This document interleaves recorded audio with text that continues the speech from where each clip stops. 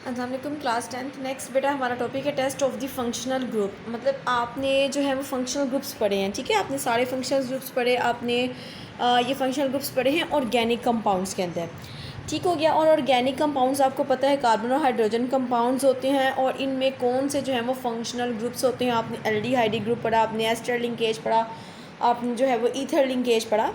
अब आपको डिफरेंट अगर ऑर्गेनिक कंपाउंड्स दे दिए जाते हैं, जैसे आप सेकेंड ईयर में जाओगे तो आप एक प्रैक्टिकल करोगे साल्ट एनालिसिस, ठीक है। अब उस सॉल्ट में जो है वो कार्बन, हाइड्रोजन, इनकी आइडेंटिफिकेशन करनी होती है।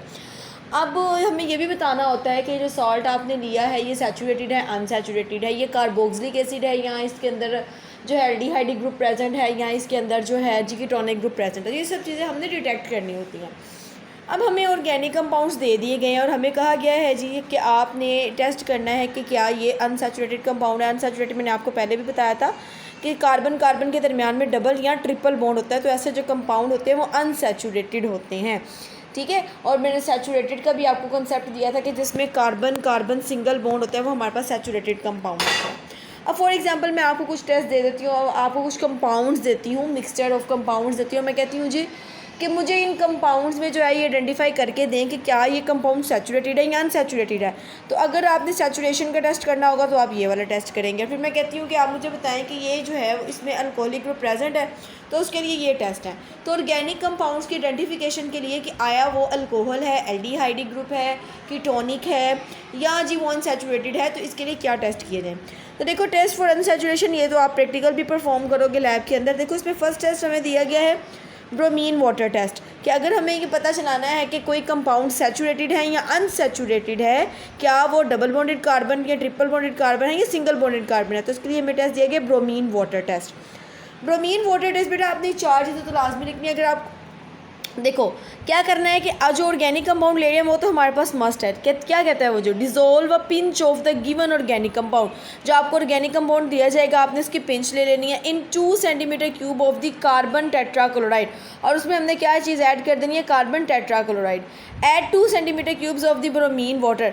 अच्छा ये जो अमाउंट्स है ये आपके लिए स्पेसिफाई नहीं कि आप ऐसे ही अमाउंट्स लिखो, आप ये भी लिख सकते हो take a pinch of the given organic compounds and add the carbon tetrachloride, then add bromine water in it and shake it।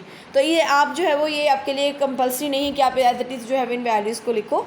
तो आपने इस तरह से करके फिर आपने देखना रिजल्ट क्या आएगा। ब्रोमीन विल बी कलराइज्ड का मतलब है कि उसका जो रंग है वो ख़त्म हो जाएगा। अगर उसका रंग जो है वो ब्राउन है तो वो किसी और कलर में चला जाएगा। अगर ब्राउन है तो ब्राउन से जो अगर वो कोई और कलर में है तो वो कलर भी चेंज हो जाएगा, मतलब अपना कलर वो खो देगा, डीकलराइज हो जाएगा, अपना कलर उसका जो है वो गायब हो जाएगा।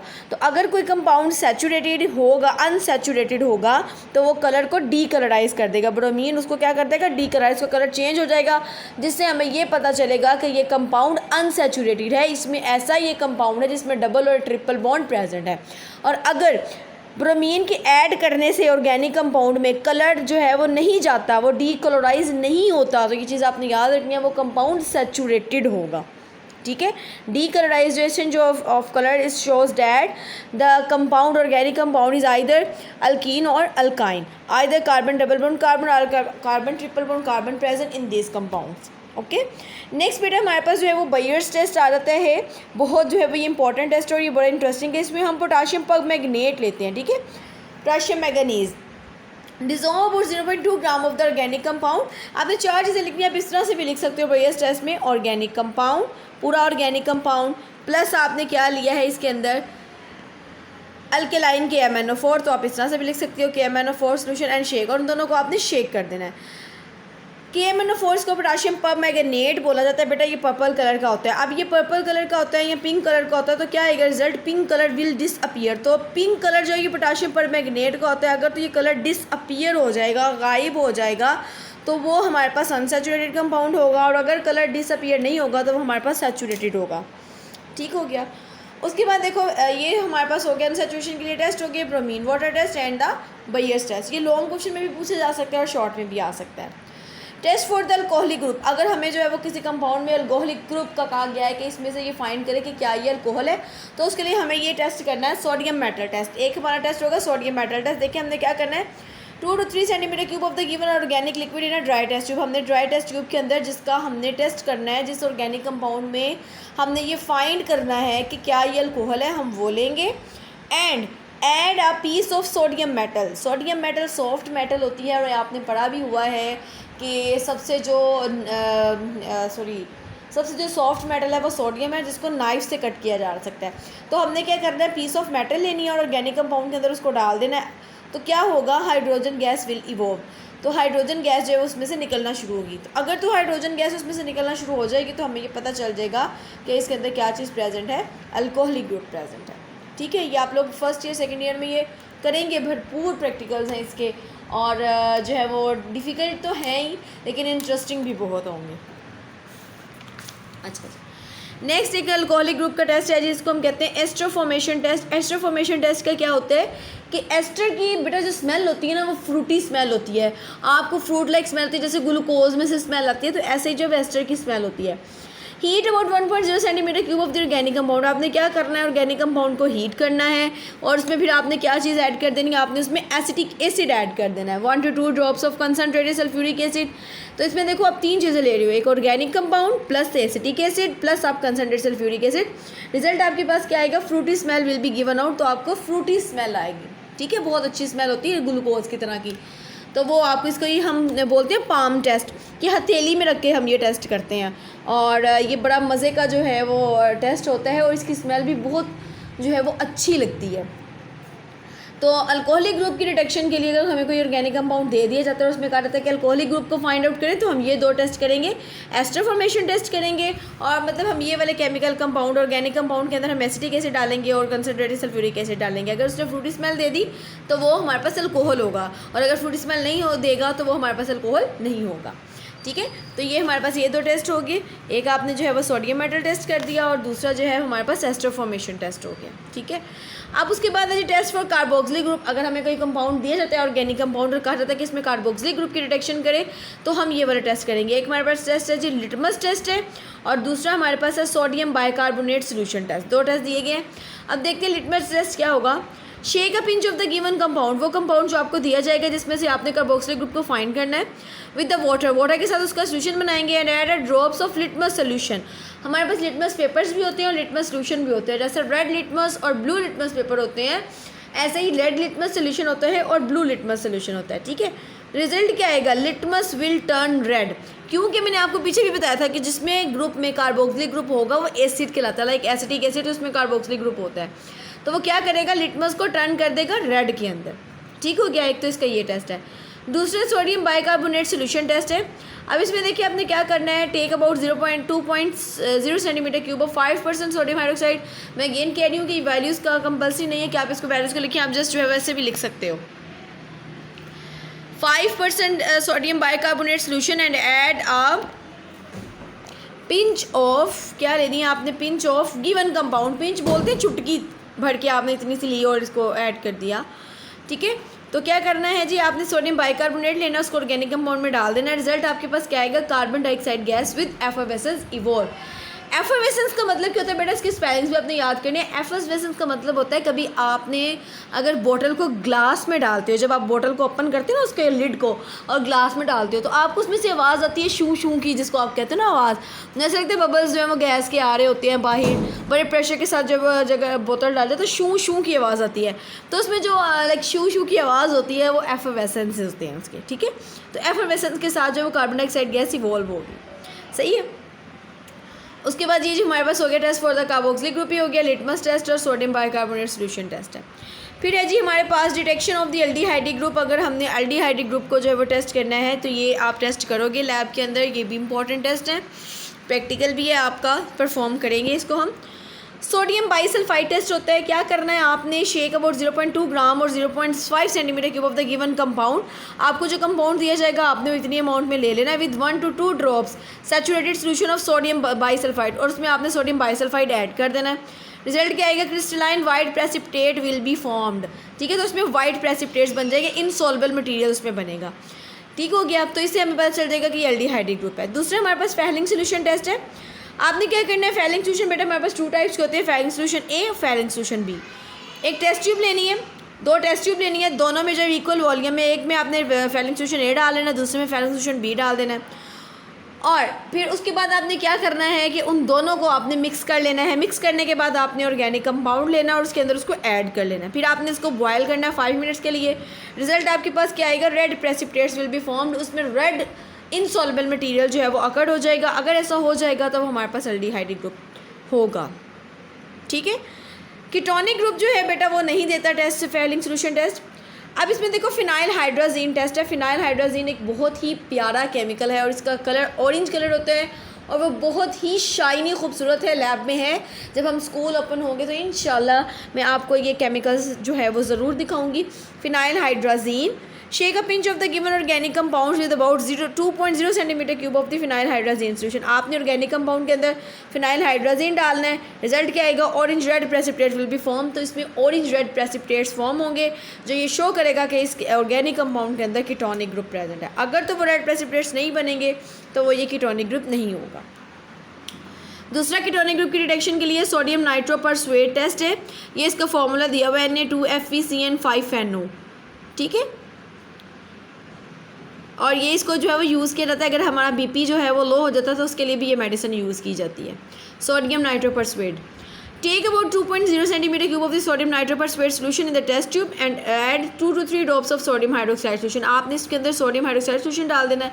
Now add a pinch of the given organic compound. फिर आपने जो ऑर्गेनिक कंपाउंड जिसमें आप डिटेक्शन करे वो इसमें ऐड कर दोगे। रिजल्ट आपके पास आएगा, red colour will be form. Red colour जो है वो इसमें अकर हो जाएगा। फैलिंग सोल्यूशन टेस्ट, तो ये हमारे पास नो रिएक्शन कीटोनिक ग्रुप जो है वो फैलिंग सोल्यूशन के साथ कोई टेस्ट नहीं देते।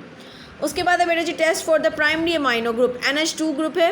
इसमें देखो कार्बाइलमाइन टेस्ट बहुत इंपॉर्टेंट है बेटा। ये कार्बाइलमाइन का जो है वो फार्मूला है C3H6N positive. Heat about 0.2 gram of the given compound and add 0.5 centimetre cube of the chloroform and add 2 to 3 centimetre cubes of alcoholic KOH। Result आपके पास क्या आएगा, extremely unpleasant order will be given out. Unpleasant order का मतलब है बहुत गंदी smell आएगी इसकी, और अगर गंदी स्मेल आती है तो हमारे पास वो अमाइन ग्रुप होगा। टेस्ट फॉर एस्टर क्या, they are recognised by their fruity smell.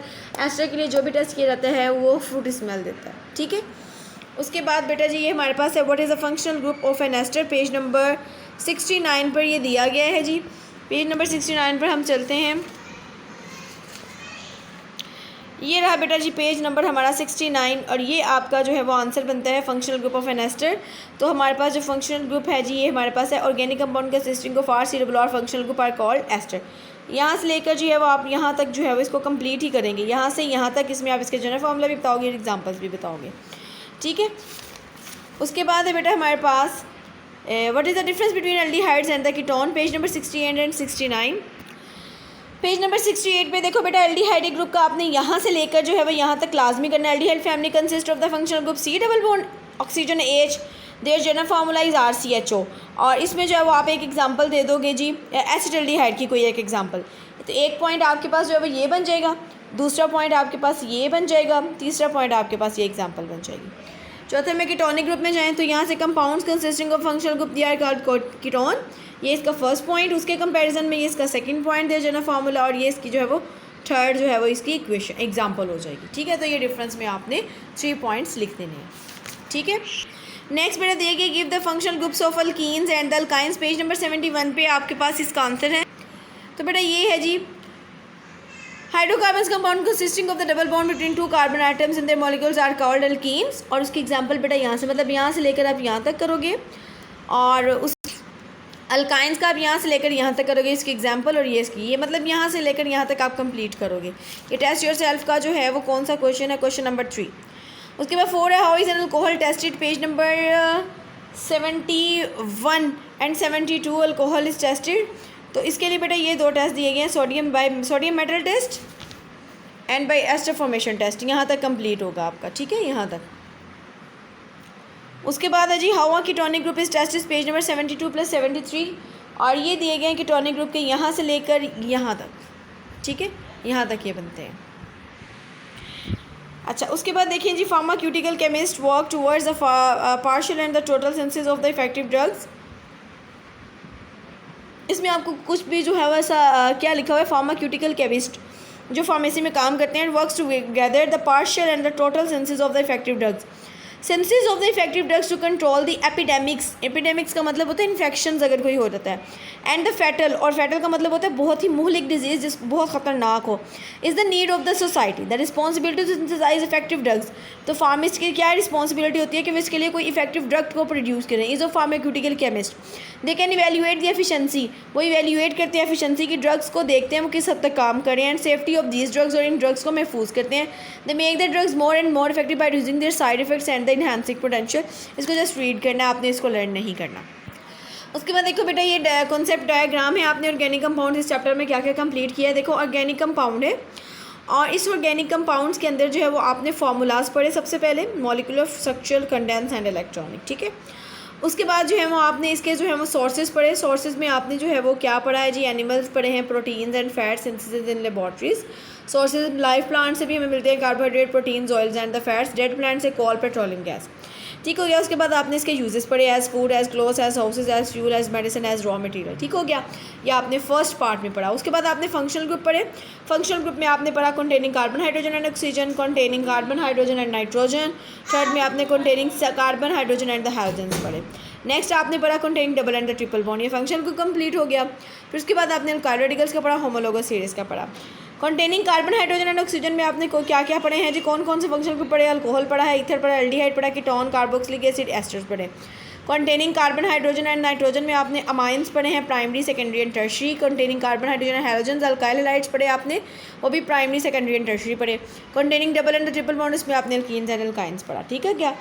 अब यहाँ पे जो है वो आपको देखो डेड प्लांट्स के आगे आपको टाइप्स बता रहा है, पीट है, लिग्नाइट है, बिटुमिनस, एंथ्रासाइट है, प्रोडक्ट्स आपको coal gas, ammonia liquid, coal tar and coke मिल रहे हैं। तो ये सारा जो था वो इसकी डायग्राम थी। नेक्स्ट चलते हैं बेटा हम MCQs की तरफ। चले MCQs जो है वो मैं नेक्स्ट करूँगी, आज के लिए बस इतना ही काफ़ी है।